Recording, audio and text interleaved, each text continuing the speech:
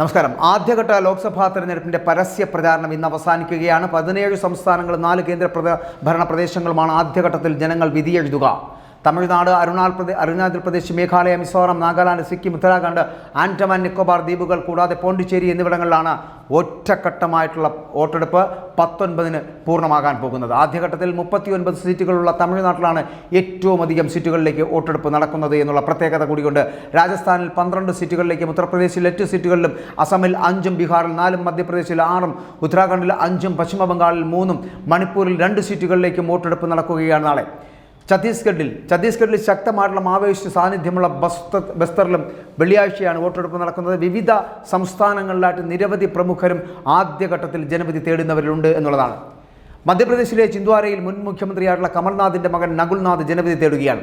Tamil Nadu BJP അധ്യക്ഷനായിട്ടുള്ള Annamalai കോയമ്പത്തൂരിൽ നിന്നും, തെലങ്കാനയുടെ മുൻ ഗവർണർ തമിഴിസൈ സൗന്ദരരാജൻ ചെന്നൈ സൗത്തിലും, DMKയുടെ നേതാവ് കനിമൊഴി തൂത്തുക്കുടിയിലും ജനവിധി തേടുകയാണ്.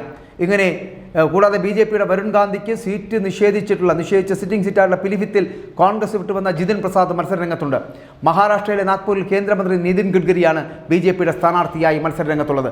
പ്രചാരണം ചൂടുപിടിച്ചതോടെ പ്രധാനമന്ത്രി നരേന്ദ്രമോദി, കേന്ദ്ര ആഭ്യന്തരകാര്യമന്ത്രി അമിത്ഷാ, പ്രതിപക്ഷ നേതാക്കളായിട്ടുള്ള രാഹുൽ ഗാന്ധി, മല്ലികാർജ്ജുൻ ഖാർഗെയും മറ്റ് താരപ്രചാരകരുമടക്കം വലിയ പ്രചാരണ പരിപാടികളുടെ തിരക്കിലാണ് ഈ ഇന്ത്യ മഹാരാജ്യം എന്ന് പറയപ്പെടുന്നത്. ലോക്സഭാ തെരഞ്ഞെടുപ്പിൻ്റെ ആദ്യഘട്ട പ്രചാരണ സമാപനത്തിൽ രാഹുൽ ഗാന്ധിയും അഖിലേഷ് യാദവും ഇന്ന് ഒന്നിച്ചുകൊണ്ട് പ്രചാരണത്തിന് ഇറങ്ങുന്നു എന്നുള്ള പ്രത്യേകത കൂടിയുണ്ട്. മാത്രമല്ല, പരസ്യ പ്രചാരണം അവസാനിക്കുന്ന ഇന്ന് UPയിലാണ് ഇരുവരും ഒരുമിച്ച് മുന്നോട്ട് പോകുക. പ്രിയങ്ക ഗാന്ധിയും ഇന്ന് UPയിൽ പ്രചാരണത്തിന് ഇറങ്ങുന്നുണ്ട് എന്നുള്ളതാണ് ഏറ്റവും വലിയ പ്രത്യേകത.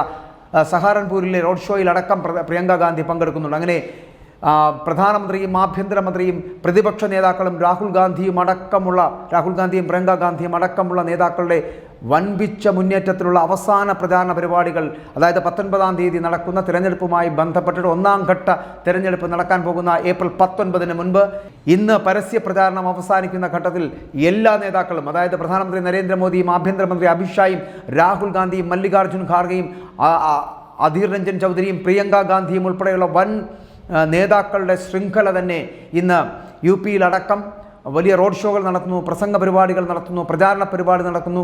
പരസ്യ പ്രചാരണത്തിൻ്റെ അവസാന വേളകളിലേക്ക് എത്തുന്നതുകൊണ്ട് തന്നെ വലിയ പ്രചരണത്തിൻ്റെ ഘട്ടത്തിലേക്കാണ് എത്തുന്നത്. 1ാം തെരഞ്ഞെടുപ്പ് ഘട്ടം കഴിയുമ്പോൾ ആരാണ് മുന്നിലേക്ക് എത്തപ്പെടുന്നത്, ഏത് തരത്തിലാണ് എത്തപ്പെടുന്നതെന്ന് കണ്ടറിയാൻ കഴിയും. തമിഴ്നാട്ടിലെ 39 സീറ്റുകളിലേക്ക് മത്സരം നടക്കുന്നു.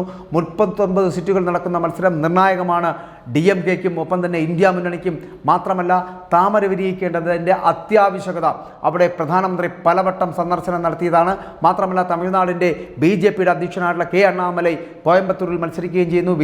വിജയത്തിൽ കുറഞ്ഞതൊന്നും അണ്ണാമലൈ ആഗ്രഹിക്കുന്നില്ല എന്നുള്ളതാണ്. പക്ഷേ DMKയുടെ പ്രവർത്തനങ്ങൾ വളരെ ശക്തമായതുകൊണ്ട് തന്നെ ഈ 39 സീറ്റുകളിൽ ഏതൊക്കെ സീറ്റുകളിൽ തങ്ങളുടെ സാന്നിധ്യം അറിയിക്കുവാൻ BJPക്ക് കഴിയുമെന്നുള്ളത് ചോദ്യചിഹ്നമായി നിൽക്കുകയാണ്. എന്തായാലും 1ാം ഘട്ട പ്രചരണത്തിൻ്റെ പരസ്യ പ്രചാരണം ഇന്ന് അവസാനിക്കുമ്പോൾ ഒരു പടി മുന്നിൽ നിൽക്കുന്നത് എപ്പോഴും പ്രചാരണത്തിൽ BJP തന്നെയാണ്.